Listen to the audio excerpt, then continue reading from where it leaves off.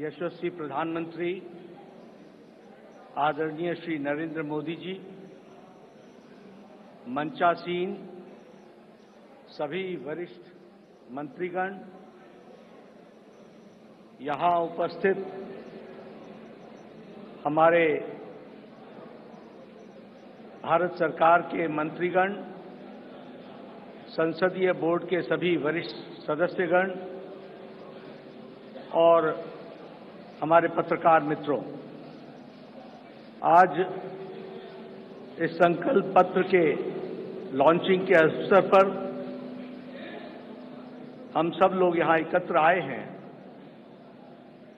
और इस कार्यक्रम में हम सबको आदरणीय प्रधानमंत्री जी का संबोधन सुनने को मिलेगा और संकल्प पत्र अगले 2024 से हम किस प्रकार से देश की सेवा प्रधानमंत्री मोदी जी के नेतृत्व में करेंगे, इसके बारे में हम सब लोगों को जानकारी मिलेगी।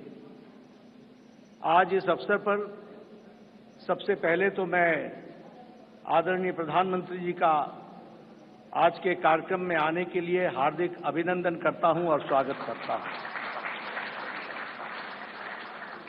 प्रधानमंत्री जी जब भी पार्टी की कोई भी गतिविधि होती है, उस गतिविधि के साथ वो अपने आप को जोड़ते हैं और जैसा मैंने पहले भी कहा है कि तमाम प्रधान प्रशासक होने के नाते जिम्मेवारियों को निभाते हुए पार्टी उनकी हमेशा पहली प्रायोरिटी रही है और पार्टी को वो हमेशा जब भी हमने समय मांगा तो उनका मिला है। आज वो फिर इस चुनावी कार्यक्रम में और अन्य व्यस्तताओं के बीच में हम सबके बीच में हैं। आपका पुनः अभिनंदन और स्वागत है। आज भारत रत्न डॉक्टर भीमराव अंबेडकर जी की जन्म जयंती है। हम सब की ओर से उनको श्रद्धांजलि पूर्वक नमन। और हम सब जानते हैं कि डॉक्टर अंबेडकर जी ने अपना सारा जीवन सामाजिक न्याय के लिए पूरी ताकत के साथ सामाजिक न्याय की लड़ाई उन्होंने जीवन भर लड़ी।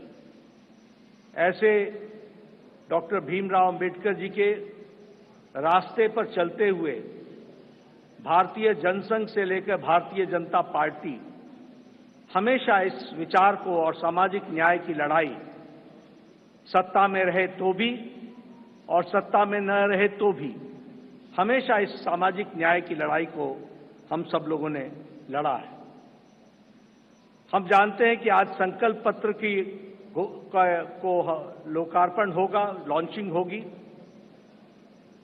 लेकिन हम सबको यह भी ध्यान में रखना चाहिए कि भारतीय जनता पार्टी और शुरू में जनसंघ काल से लेकर यह वैचारिक अधिष्ठान आइडियोलॉजिकल बेस्ड पार्टी होने के नाते एक विचारों को लगातार आगे बढ़ाते हुए उस वैचारिक अधिष्ठान की यात्रा में हम सब लोग सम्मिलित हैं और हर बार जब चुनाव आता है तो उसी वैचारिक यात्रा को आगे बढ़ाने का क्रम हम सब लोगों ने किया है और उसको आगे बढ़ाया है। जिस बात को 1952 में श्यामा प्रसाद मुखर्जी जी ने कही, जिसे आगे पंडित दीनदयाल उपाध्याय जी ने आगे बढ़ाया, उस विचारधारा से हम कभी डिगे नहीं, हम उसको समर्पित रहे और उसको आगे बढ़ाने में हम सब लोगों ने भरसक प्रयास किया है। और हम कह सकते हैं कि मैनिफेस्टो या संकल्प पत्र यह उस विचारधारा, उस वैचारिक अधिष्ठान का अनफोल्डमेंट है। उसी को आगे किस तरीके से बढ़ाया जाए, उस यात्रा को आगे बढ़ाने का काम हम सब लोगों ने किया है। हम सब जानते हैं एक समय में हमने एकात्म मानववाद की बात कही, उसी को आगे हम लोगों ने जब हम सरकार में आए तो अंत्योदय के रूप में हम लोगों ने उसको स्थापित किया और प्रधानमंत्री मोदी जी ने उसको सरल भाषा में सबको समावेश करते हुए और सबकी भाषा में उसको सबका साथ, सबका विकास, सबका विश्वास, सबका प्रयास से जोड़ते हुए नीतियों को आगे बढ़ाने का काम किया। मुझे याद है कि 2014 में जब प्रधानमंत्री मोदी जी संसदीय दल के नेता सेंट्रल हॉल में चुने गए थे, तो उस समय उन्होंने बड़े स्पष्ट शब्दों में कहा था कि हमारी सरकार गरीब को समर्पित है, हमारी सरकार गांव के विकास को समर्पित है, हमारी सरकार जो समाज के अंतिम पायदान पर खड़ा व्यक्ति है उसको समर्पित है। और उसी को कार्य रूप देते हुए 2014 से एक लंबी यात्रा करते हुए पिछले 10 वर्षों में प्रधानमंत्री मोदी जी के नेतृत्व में देश ने इन सारे आयामों को बखूबी जनता को, गांव गरीब की चिंता करते हुए उसको आगे बढ़ाने का काम किया है। मित्रों, मैं यहां एक बात और भी कहना चाहता हूं कि जब देश की जनता क्लियर मैंडेट देती है तो नतीजे भी बड़ी स्पष्टता के साथ आते हैं। हम सब लोग जानते हैं कि 2014 में प्रधानमंत्री मोदी जी के नेतृत्व में हमारा वोट शेयर 31% पहुंचा, 282 सीटें हमने लोकसभा की जीती। और 2019 में प्रधानमंत्री मोदी जी के नेतृत्व में हमने अपना ही रिकॉर्ड तोड़ा और हमारा वोट शेयर 37.3% तक पहुंचा और हमारा वो सीट शेयर 303 सीटें हम लोगों ने लोकसभा में जीती। हम ये कह सकते हैं कि इस क्लियर मैंडेट को प्रधानमंत्री मोदी जी ने गांव के लिए, गरीब के लिए, वंचित के लिए, दलित के लिए, हमारी महिलाओं के लिए, हमारे युवाओं के लिए, हमारे किसान भाइयों के लिए और हमारे वंचित भाइयों के लिए उनको समर्पित किया। और उसी तरीके से अगर मैं गांव की बात करूं तो आज गांव, मैं यहां प्रधानमंत्री जी थोड़ा समय जरूर लेना चाहूंगा, लेकिन मुझे याद है 1993 में मैं पहली बार विधायक बना था। उस समय हमें अपने विधानसभा क्षेत्र में लगभग 90% के गांवों को घूमने के लिए पैदल जाना पड़ता था। आज हम कह सकते हैं कि ग्रामीण सड़क 3,80,000 किलोमीटर की ग्रामीण सड़कें बनी हैं, ऑल वेदर रोड बना और ऑल वेदर रोड के माध्यम से पक्की सड़कें बनी। आज हमारे इलाकों में कोई ऐसा गांव नहीं रहा जहां हम पक्की सड़क से पहुंच नहीं सकते हैं। यह बदलता भारत की तस्वीर हमने देखी है। उसी तरीके से अभी 60,000 नए गांवों को पक्की सड़कों से जोड़ने का काम हुआ है और ऑल वेदर रोड्स बनी है। कभी हमने कल्पना नहीं की थी कि गांव का सशक्तिकरण होगा, कभी गांव में भी कोई ऑप्टिकल फाइबर पहुंचेगा, लेकिन आज मुझे खुशी है कि आपके नेतृत्व में 2 लाख पंचायतों को आपके नेतृत्व में ऑप्टिकल फाइबर से जोड़ दिया गया है और उनको भी इंटरनेट फैसिलिटीज के साथ जोड़ा गया है।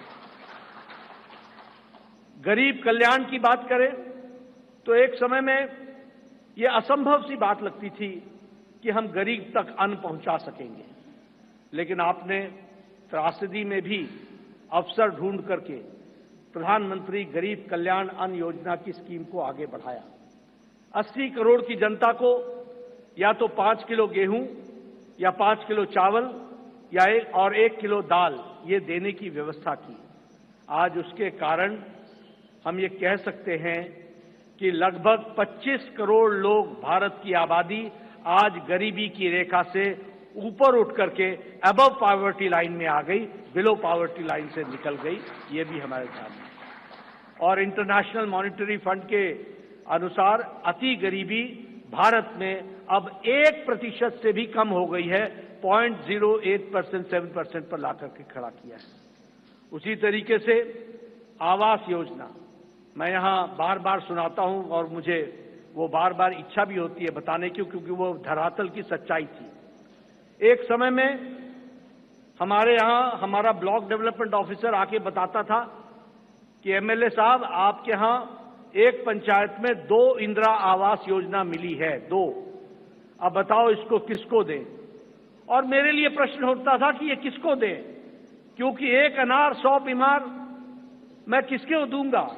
मैं वीडियो साहब को कहता था कि आप ही तय करो कौन से मापदंड पर आप दे सकते हो। लेकिन आज 4 करोड़ प्रधानमंत्री आवास योजना में पक्के घर बन गए। और आगे भी इस कार्य को आगे जारी रखा गया है। उसी तरीके से महिलाओं की चिंता की बात करें, आज जनधन खाते में 50 करोड़ में से 55.5% जनधन खाते महिलाओं के नाम पर खाते खुले हैं, यानी महिलाओं का सशक्तिकरण हुआ। यह भी हमें ध्यान में रखना चाहिए।